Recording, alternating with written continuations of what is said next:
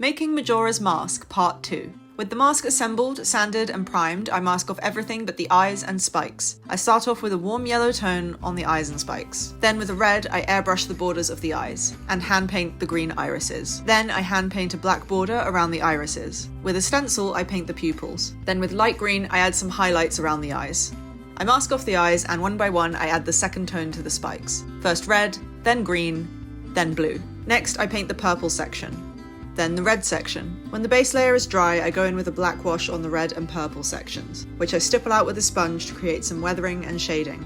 Then I mix a lighter purple to dry brush on the purple section to highlight the texture on the print. I do the same with a lighter red tone too. Next, I paint the raised lines black.